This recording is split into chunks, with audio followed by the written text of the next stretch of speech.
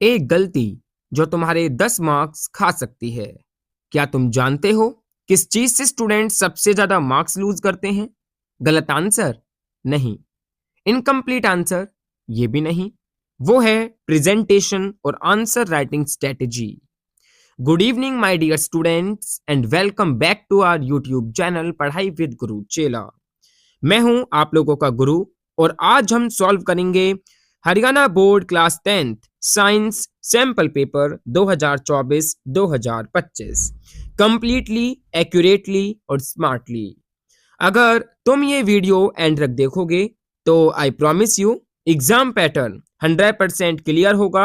हर question का perfect answer मिलेगा, full marks लाने की स्ट्रेटेजी समझ आएगी। तो वीडियो को लाइक कर दीजिए, चैनल पर नए हैं तो चैनल को सब्सक्राइब कर दीजिए और बेल आइकॉन को प्रेस कर दीजिए। तो चलिए शुरू करते हैं। जय हिंद दोस्तों, आपका बहुत बहुत स्वागत है पढ़ाई विद गुरु चेला के इस नए एपिसोड में। All right dear students, so first of all आइए सबसे पहले हम बेसिक डिटेल्स के बारे में डिस्कस कर लेते हैं, जान लेते हैं। तो देखिए ये आपका सैंपल पेपर है जिसमें टोटल पेजेस जो हैं वो 13 हैं and total number of questions की बात करें तो वो 30 हैं। एंड अगर हम टाइम की बात करें आंसर राइटिंग के लिए आपको मिलते हैं 3 आवर्स यानी कि टोटल 180 मिनट्स। मैक्सिमम मार्क्स की बात करें तो 60 मार्क्स का आपका ये सैंपल पेपर रहा है। अगर हम सेक्शंस के ब्रेकडाउन की बात करें तो इसमें 3 सेक्शन है। सेक्शन ए आप लोगों का फिजिक्स का है जहां पर क्वेश्चन नंबर 1 से लेकर क्वेश्चन नंबर 10 तक देखने को मिलेंगे जो कि 20 मार्क्स का है।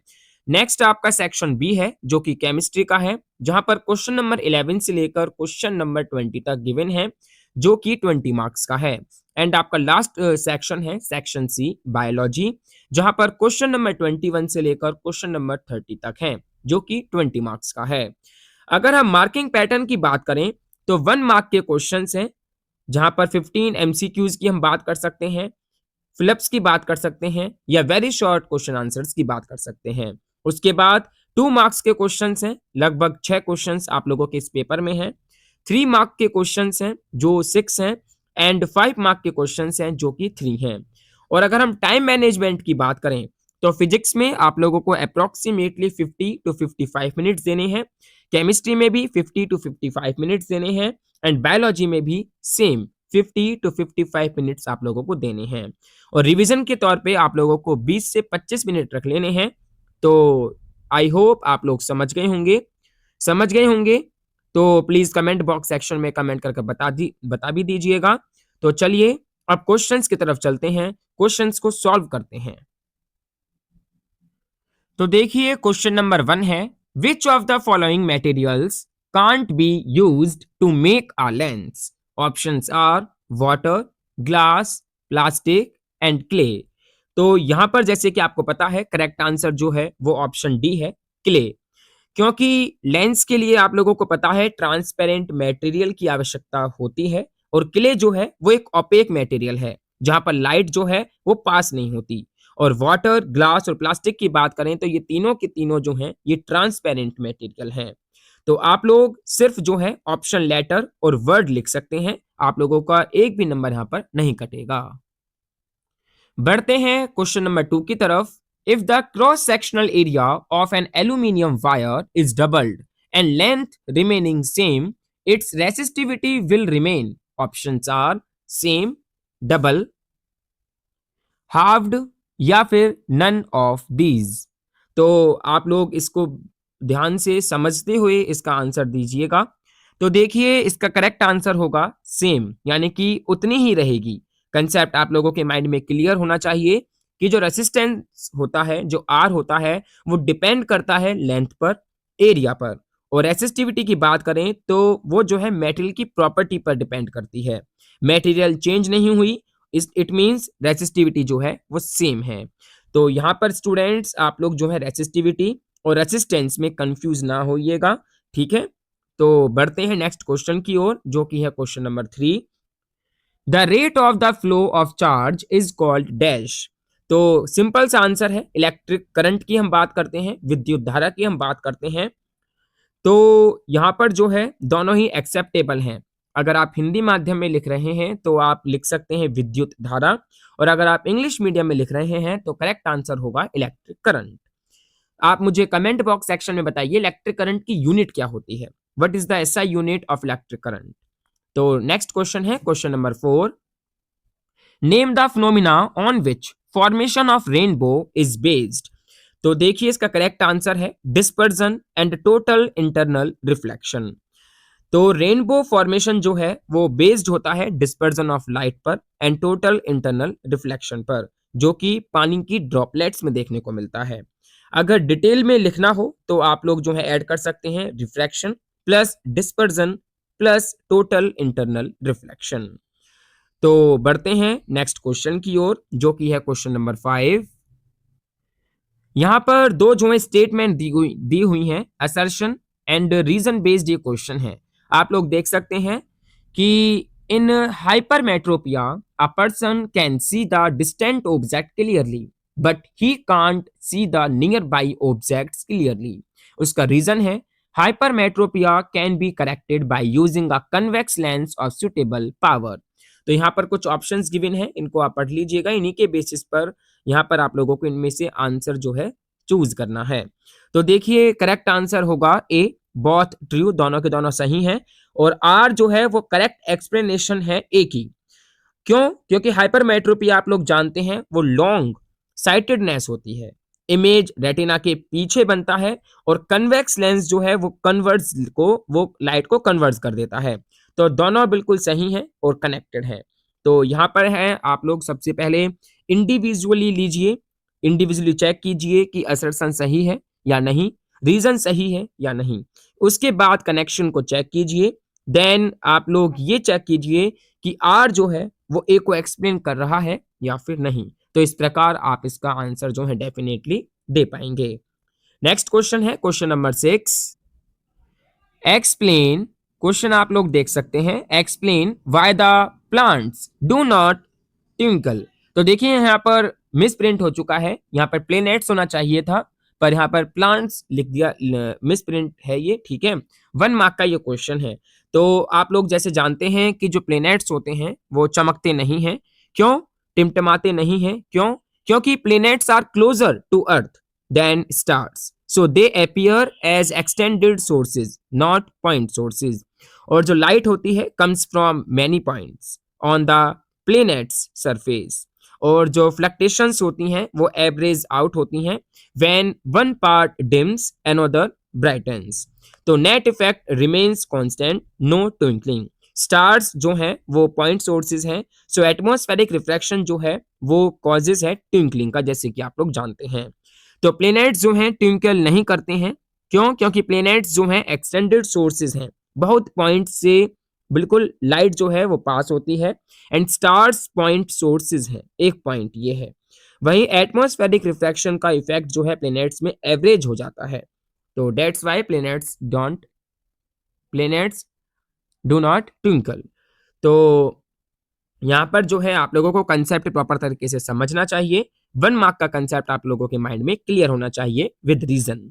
बढ़ते हैं क्वेश्चन नंबर 7 की तरफ, जैसे कि आप देख पा रहे हैं। क्वेश्चन नंबर 7 है, an electric motor takes 5.0 ampere from 220 volt line, determine the power of the motor and energy consumed in 2 hours. इसी के ऑप्शन में अल्टरनेटिव में है, what is an electric current, right formula and SI unit. तो देखिए step by step आप लोगों को बताने का प्रयास करूं। तो देखिए वी हम पे गिवन है 220 वॉट, जैसे कि आप देख पा रहे हैं। आई हमारे पास है 5.0 एम्पियर, और टाइम हमारे पास है 2 आवर्स। तो सबसे पहला है पावर निकालने का। तो पावर का फॉर्मूला होता है V equal to V into I. वहां पर आप V की वैल्यू पुट करिए, I की वैल्यू पुट करिए, then you will get 1.1 kilowatt. Then उसके बाद दूसरा स्टेप है एनर्जी इन 2 आवर्स। तो एनर्जी बराबर होता है P इंटू टी। वहां पर P की वैल्यू पुट करिए, T की वैल्यू पुट करिए सेकंड्स में, याद रखिएगा। देन उसके बाद जो भी आंसर होगा वो करेक्ट आंसर होगा। और अब इसको किलोवाट आवर में कन्वर्ट करने के लिए आप लोग जो हैं यहाँ पर डेफिनेटली आप लोगों को प्रयास करना चाहिए। तो इसका करेक्ट आंसर जो होगा वो 2.2 किलोवाट आवर होगा। तो फुल मार्क्स लिखना है आप लोगों को। ठीक है, फुल मार्क्स के लिए आप लोगों को आंसर जो है लिखना है, पूरा तरीका आप लोगों को मैंने बताया। और अल्टरनेटिव क्वेश्चन आप लोग देख सकते हैं, जहां पर इलेक्ट्रिक करंट की बात करें तो इलेक्ट्रिक करंट जो है वो होता है rate of flow of electric charge, जिसका फॉर्मूला होता है I is equal to Q upon T. SI unit की बात करें तो वो होता है एम्पियर। नेक्स्ट क्वेश्चन है question number 8, name a device use to measure electric current, how is it connected in an electric circuit, write symbol of this device. और दूसरा है डिफाइन 1 एम्पियर। तो करंट मेजरिंग डिवाइस का काम, connection, symbol और 1 ampere definition यहां पर पूछा है। तो कंप्लीट आंसर की बात करें तो वो डिवाइस का नाम होता है एमीटर। कनेक्शन की बात करें तो उसको सीरीज कनेक्शन में जोड़ा जाता है। सिंबल होता है ए, सर्कल विद ए इनसाइड आप लोग बना सकते हैं। और अगर 1 एम्पियर की बात करें तो डिफाइन करा जाता है कि as the current flowing when 1 coulomb of charge passes through a conductor in 1 second.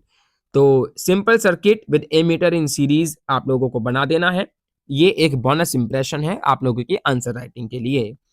बढ़ते हैं नेक्स्ट क्वेश्चन की ओर, जो कि है question number 9, describe the magnetic field due to a current through a circular loop. या फिर name two safety measures which are used in electric circuit and appliances, also illustrate their working. तो यहाँ पर जो है एट द सेंटर आप लोग जो है field lines are straight and perpendicular to the plane लिख सकते हैं। नियर द वायर आप लोग जो है field lines are nearly circular direction में बात करें तो राइट हैंड थंब रूल से डिटरमाइन होती है। और पैटर्न की बात करें तो field lines enter from one face, exit from other, like bar magnet. तो आप लोग जो है एक सर्कुलर लूप के साथ मैग्नेटिक फील्ड लाइंस को ड्रॉ कर दीजिएगा विद देयर एरोज। और दूसरा अगर हम बात करें फॉर्मूला एट सेंटर की, तो यहाँ पर आप लोग जो है फॉर्मूला भी लिख दीजिएगा। और अल्टरनेटिव की बात करें तो वो होता है फ्यूज या फिर एमसीबी की हम बात करते हैं। ये जो है थिन वायर होते हैं that melts when excess current flows, break circuit, prevent fire. और अर्थिंग की भी हम बात करते हैं, जो कि कनेक्ट होता है metal body to earth, leakage current safely goes to ground and prevents electric shock. तो इस प्रकार इसका आंसर आप लिख सकते हैं। बढ़ते हैं लास्ट क्वेश्चन की ओर, जो कि सेक्शन ए का है, differentiate between convex and concave mirror. तो यहां पर आप लोग जो है लॉन्ग क्वेश्चन यहां पर पूछा गया है, कनकेव मिरर और कन्वेक्स मिरर के बीच क्या डिफरेंसेस हैं यहां पर आप लिख दीजिएगा। What is mirror formula, mirror formula यहां पर पूछा गया है। आप लोग मुझे कमेंट बॉक्स सेक्शन में इस क्वेश्चन नंबर 10 का आंसर जो है जरूर बताएं। एंड सी पार्ट है, find the power of a concave lens of focal length 2 metre. तो जैसे कि आप लोगों को पता है एफ है -2 मीटर, कनकेव लेंस है सो ये नेगेटिव होगी। फॉर्मूला होता है P is equal to 1/f, value put कर दीजिए और आप लोगों के पास आंसर होगा -0.5 डायोप्टर। इसके अल्टरनेटिव क्वेश्चन है, explain the new symbol convention used for reflection by a spherical mirror. तो यहाँ पर स्फेरिकल मिरर के लिए जो साइन कन्वेंशन है वो आप लोगों को यहाँ पर पूछा गया है। जो न्यू कार्टेशियन साइन कन्वेंशन है वो आप लोगों को प्रॉपर तरीके से यहाँ पर डिस्कस करना है। तो ये था आप लोगों का सेक्शन ए फिजिक्स का। बढ़ते हैं नेक्स्ट सेक्शन की ओर, जो कि है केमिस्ट्री का। तो क्वेश्चन है, which of the following gas prevent rancidity in edible products, O2, H2 या फिर N2 या Cl2। इनमें से करेक्ट आंसर क्या होगा? तो इसके बारे में हम बात करें तो करेक्ट आंसर होगा नाइट्रोजन यानी कि N2। नाइट्रोजन जो है वो इनर्ट गैस है और ऑक्सीडेशन को ये रोकती है। चिप्स के पैकेट्स में बात करें तो वहां पर यही गैस जो है भरी जाती है। तो करेक्ट आंसर होगा नाइट्रोजन N2। क्वेश्चन नंबर 12 है, ये एक रिएक्शन बेस्ड है, 2AgBr which gives 2Ag plus Br2। बताइए किस टाइप की ये रिएक्शन है, एक्सोथर्मिक, एंडोथर्मिक, कॉम्बिनेशन या नन ऑफ द अबव। तो ये जो है एक तरीके से एंडोथर्मिक रिएक्शन है। रीजन की बात करें तो डीकम्पोजिशन रिएक्शन है वैसे तो ये, और लाइट एनर्जी यहाँ पर एब्जॉर्ब होती है, यानी कि फोटोग्राफिक फिल्म की हम बात कर सकते हैं। एनर्जी एब्जॉर्प्शन होता है एंडोथर्मिक। तो करेक्ट आंसर होगा यहाँ पर एंडोथर्मिक रिएक्शन। क्वेश्चन नंबर 13 है, dash is a non metal which is good conductor of electricity. Correct answer होगा ग्रेफाइट। ये एक कार्बन का एलोट्रॉप है। तो ग्रेफाइट में फ्री इलेक्ट्रॉन्स होते हैं, याद रखिएगा। और बात करें क्वेश्चन नंबर 14 की, तो वो है व्हाट इज मेलेबिलिटी। मेलेबिलिटी क्या होती है? एक ऐसी प्रॉपर्टी होती है मेटल्स की जिसके द्वारा to be beaten into thin sheets without breaking, बिना टूटे पतली पतली थिन शीट्स में जो है तब्दील की जा सकता है, जिसमें गोल्ड, सिल्वर, एल्यूमिनियम की हम बात करते हैं। क्वेश्चन नंबर 15 जो है वो रीजन और असर्शन बेस्ड है, आप लोग देख सकते हैं। असर्शन है, आप लोग देखें तो असर्शन आप लोग देख सकते हैं, HCl, HNO3 etc. show acidic characters in aqueous solutions. और रीजन है HCl and HNO3 etc. give H positive ion when dissolved in water. तो यहाँ पर ऑप्शंस गिवन है, करेक्ट आंसर आप लोगों को बताना है। तो देखिए इसका ऑप्शन जो है बिल्कुल ए सही है, दोनों सही है बिल्कुल, both are true and R is the correct explanation. क्यों? क्योंकि एसिड जो है H पॉजिटिव देते हैं, इसलिए एसिडिक होते हैं। तो करेक्ट आंसर मैंने आप लोगों को बता दिया है। बढ़ते हैं नेक्स्ट क्वेश्चन की ओर, जो कि है question number 16। What are decomposition reaction? Give one example with chemical equation. तो ऐसी रिएक्शन होती है जिसके अंदर एक सिंगल कंपाउंड जो है वो टूट जाता है इनटू टू और मोर सिमिलर सब्सटेंसेस, जहां पर हम बात कर सकते हैं 2FeSO4 which gives Fe2O3 plus SO2 plus SO3। Ferrous sulphate जो है वो डिकम्पोज होता है हीटिंग पर to form ferric oxide and sulphur oxide. तो टाइप की हम बात करें तो थर्मल डिकम्पोजिशन होती है हीट पर बेस्ड, फोटोकेमिकल होती है लाइट पर बेस्ड, और इलेक्ट्रोलाइटिक होती है इलेक्ट्रिसिटी पर बेस्ड। नेक्स्ट क्वेश्चन है question number 17। Write the chemical formula and two uses of washing soda. तो वॉशिंग सोडा की हम बात करें तो इसका फॉर्मूला होता है Na2CO3.10H2O, और इसका यूज की बात करें तो वाटर सॉफ्टनिंग के लिए इसका यूज होता है, ये रिमूव कर देता है परमानेंट हार्डनेस, और क्लीनिंग एजेंट की तरह यूज होता है इन डिटर्जेंट मैन्युफैक्चरिंग, और ग्लास, सोप और पेपर इंडस्ट्री में भी इसका यूज देखने को मिलता है। क्वेश्चन नंबर 18 की तरफ बढ़ते हैं। The solution ABC when tested with universal indicator showed pH as 0, 7, 14 respectively. Which solution is? Option A neutral, B है strongly alkaline, और तीसरा है strongly acidic। तो यहाँ पर आप लोगों को सबसे पहले क्वेश्चन नंबर 18 प्रॉपर तरीके से पढ़ लेना है। देन यहाँ पर पूछा है कौन सा न्यूट्रल होगा, कौन सा स्ट्रांगली अल्कलाइन होगा, कौन सा स्ट्रांगली एसिडिक होगा। तो देखिए न्यूट्रल होगा pH 7 वाला, सॉल्यूशन बी, ये प्योर वाटर और न्यूट्रल सॉल्यूशंस की हम बात करते हैं। स्ट्रांगली अल्कलाइन की बात करें तो वो होगा pH 14, solution C. Strongly base like NaOH, very high OH concentration के साथ, और स्ट्रांगली एसिडिक होगा pH 0, solution A. Strong acidic like HCl and very high H positive concentration. तो pH स्केल आप लोगों को याद रखना है, 0 से लेकर 7 तक एसिडिक, 7 जो है न्यूट्रल, और 7 से लेकर 14 तक आप लोगों का बेसिक अल्कलाइन। तो क्वेश्चन नंबर 19 की तरफ बढ़ते हैं, जो कि है right equations for the reaction of iron with steam and calcium with water and potassium with water। तो आप लोगों को रिएक्शन यहाँ पर लिख देनी है 3Fe plus 4H2O which gives Fe3O4 plus 4H2, और दूसरे में Ca plus 2H2O which gives CaOH whole twice plus H2 gas बाहर, और तीसरा बात करें तो 2K plus 2H2O which gives 2KOH plus H2 gas बाहर और हीट के साथ। तो ये काफी विगोरस रिएक्शन है, ये फायर को कैच कर सकती है। और अल्टरनेटिव में आप देख सकते हैं मिनरल और ओर में 3 डिफरेंसेस लिखने के लिए कहा गया है। मिनरल की बात करें तो ये नेचुरली अकरिंग कंपाउंड होते हैं, और ओर जो है वो mineral from which metal can be extracted profitably. और मिनरल की बात करें तो मे और मे नॉट कंटेन मेटल, और ओर की बात करें तो ऑलवेज कंटेन्स मेटल। और मिनरल की बात करें तो नॉट ऑलवेज प्रॉफिटेबल, और ओर की बात करें तो इकोनॉमिकली वाइएबल। तो इस तरीके आप लिख सकते हैं। बढ़ते हैं 20th क्वेश्चन की तरफ।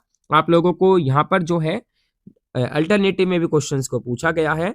Right the chemical formula and electron dot structure of cyclopentane. Cyclopentane का आप लोगों को सबसे पहले यहाँ पर केमिकल फॉर्मूला लिखना है और इलेक्ट्रॉन डॉट स्ट्रक्चर बनाना है।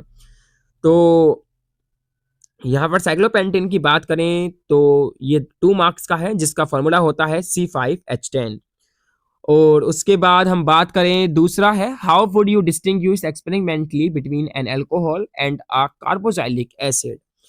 तो उसका भी आप प्रॉपर तरीके से आंसर लिख सकते हैं। तो बढ़ते हैं इसके अल्टरनेटिव में। Write name of the following compound. तो पहले का आप लोग देख सकते हैं, पहले का नाम होगा, आप लोग देख सकते हैं पहले का नाम क्या होगा, CH3CH2CHOH। तो इसका सही नाम की अगर हम बात करें तो आप लोग देख सकते हैं, दूसरा यहाँ पर है CH3CH2CH2OH। आप लोग मुझे कमेंट बॉक्स सेक्शन में बताइए कि इन कंपाउंड्स का नाम क्या होगा। वहीं बी पार्ट है, draw the electron dot structure of the following compound exo ethanoic acid, hexagonal hexanal और ब्यूटेनॉन। बढ़ते हैं लास्ट सेक्शन की ओर, जो कि सेक्शन सी बायोलॉजी का सेक्शन है। Sex chromosomes present in human female is XX, ZZ, YY या XY। Correct answer है XX, और मेल के अंदर होता है XY, याद रखिएगा। क्वेश्चन नंबर 22 है, which of the following constitute a food chain, grass, wheat and mango, grass, got and human, got, cow and elephant, and at last grass, fish and got. तो correct answer होगा grass, got और human. Logic लगाइएगा, proper energy flow sequence, producer सबसे पहले आता है, फिर herbivore और फिर कार्निवोर। उसके बाद है question number 23, dash protects earth from the harmful ultraviolet radiations. Correct answer होगा यस, बिल्कुल, ओजोन लेयर। और लोकेशन की बात करें तो ये जो है स्ट्रेटोस्फेयर में होती है, फॉर्मूला है O3। नेक्स्ट क्वेश्चन है question number 24, which endocrine gland secrete both hormones and enzymes। Correct answer है पैनक्रियाज। डिटेल्स में अगर हम बात करें तो हार्मोन का नाम होता है इंसुलिन और ग्लूकागन, और एंजाइम की बात करें तो पैनक्रियाटिक जूस, जिसमें हम ट्राइप्सिन, लाइपेज और एमाइलेज की बात करते हैं। बढ़ते हैं क्वेश्चन नंबर 25 की तरफ, जो कि रीजन और असर्शन बेस्ड है। आप लोग देख सकते हैं यहां पर असर्शन है, it is advise to take iodised salt, और रीजन है iodine is essential to make thyroxine hormone which controls the metabolism of carbohydrate, protein and fat। तो देखिए करेक्ट ऑप्शन होगा ए, दोनों सही है। आर जो है करेक्ट एक्सप्लेनेशन है। क्यों? क्योंकि थायरोक्सिन जो है वो मेटाबॉलिज्म कंट्रोल करता है, आयोडीन इसेंशियल है। क्वेश्चन नंबर 26 की तरफ बढ़ते हैं, what is the role of the brain in reflex action. तो रिफ्लेक्स एक्शन जो है वो कंट्रोल होते हैं स्पाइनल कोड के द्वारा, इसमें ब्रेन का कोई भी रोल नहीं होता है।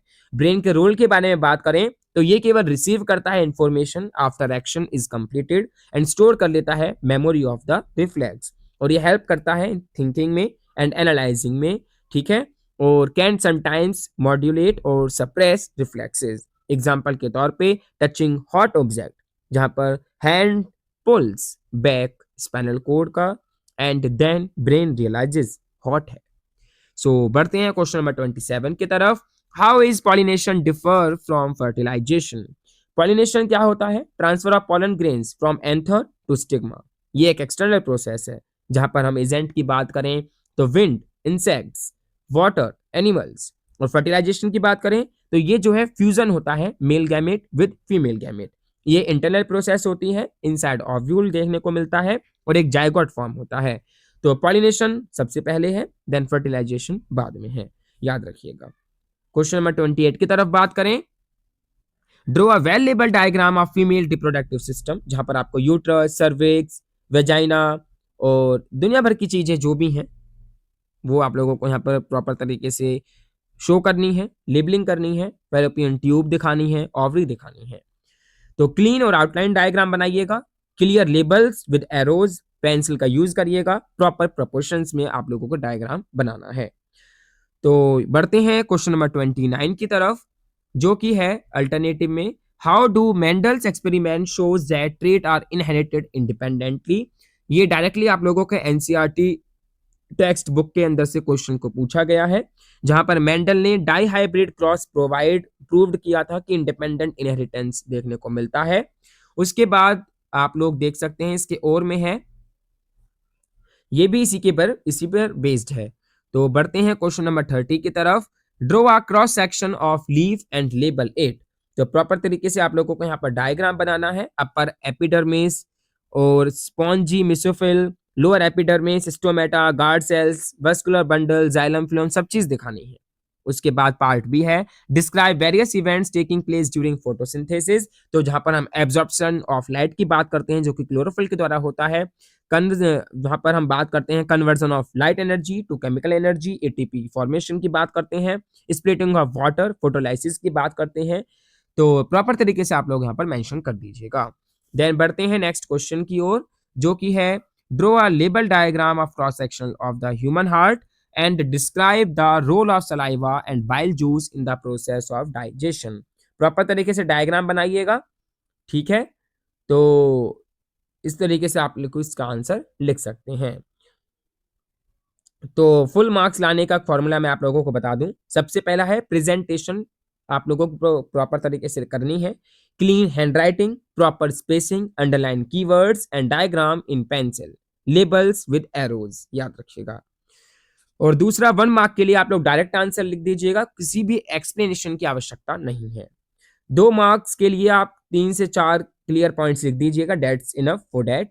एंड 3 मार्क्स के लिए डिटेल्ड विद एग्जांपल और डायग्राम। 5 मार्क्स में आप लोगों को कंप्लीट एक्सप्लेनेशन देना है डायग्राम के साथ और एग्जांपल के साथ। तो केमिकल इक्वेशंस की बात करें तो हमेशा बैलेंस्ड इक्वेशन लिखिएगा, स्टेट मेंशन करिएगा, सॉलिड है, लिक्विड है, गैस है, एक्वियस मीडियम है। एरोज आप लोगों को करेक्टली यूज करनी है। और डायग्राम की बात करें तो मिनिमम 6 to 8 लेवल्स होने चाहिए, क्लीन लाइंस होनी चाहिए, प्रोपोर्शनल साइज बिल्कुल डेफिनेटली होना चाहिए, और पेंसिल मैंडेटरी है। और इजी क्वेश्चंस पहले करिए, मीडियम डिफिकल्टी आप लोग जो है बाद में करिएगा, एंड लॉन्ग आंसर्स केयरफुली आप लोगों को करने हैं। रिवीजन के तौर पे 20 मिनट्स आप लोगों के पास होने चाहिए। यूनिट्स लिखना मिस मत करिएगा, साइन इग्नोर मत करिएगा, फॉर्मूलाज लिखना भी भूलिएगा मत, और डायग्राम विदाउट लेबल्स बिल्कुल नहीं करना है। इक्वेशंस को अनबैलेंस्ड नहीं छोड़ना है, रफ वर्क आंसर बुक में डेफिनेटली करना चाहिए। तो लास्ट में आप लोगों को चेक करना है कि रोल नंबर लिखा है, ऑल क्वेश्चंस अटेम्प्ट किए हैं, यूनिट्स मेंशन किए हैं, डायग्राम लेबल्ड किया है या नहीं, इक्वेशंस बैलेंस्ड की हैं या नहीं, एंड पेज नंबर्स आप लोगों को डेफिनेटली चेक कर लेने हैं। तो डियर स्टूडेंट्स, ये थी एक complete strategy board of second education of Haryana sample paper 2024-25 की। याद रखिएगा, प्रैक्टिस मेक्स परफेक्ट। प्रेजेंटेशन जो है वो एक्स्ट्रा मार्क्स दिलाती है, टाइम मैनेजमेंट जो है आप लोगों की एक की है, और रिवाइज कर लेने हैं सारे फॉर्मूला आप लोगों को डेली। तो इस पेपर को सॉल्व करिए, 3 घंटे में कोशिश करिए प्रॉपर तरीके से आंसर्स दे पाएं। अपने आंसर्स आप लोग चेक करिए, कमजोर टॉपिक्स को आइडेंटिफाई करिए और उनकी प्रैक्टिस करिए। तो अगर वीडियो हेल्पफुल लगा है तो लाइक कर दीजिए, शेयर कर दीजिए और सब्सक्राइब कर दीजिए चैनल को अगर चैनल पर नए हैं। कमेंट में बताइए कौन सा टॉपिक और चाहिए, और ये सक्सेस जो है आप लोगों की डेफिनेटली बनती है। तो all the best for your upcoming exams. मेहनत करते रहिए, सक्सेस जरूर आप लोगों को डेफिनेटली मिलेगी। तो पढ़िए, प्रैक्टिस करिए, पास हो जाइए। मिलते हैं नेक्स्ट वीडियो में विद मोर अमेजिंग कंटेंट। जय हिंद, जय भारत। आखिर तक वीडियो देखने के लिए बहुत बहुत धन्यवाद। आपका सपोर्ट हमारे लिए बहुत मायने रखता है। पढ़ाई विद गुरु चेला, जहां गुरु और चेला साथ बढ़ते हैं।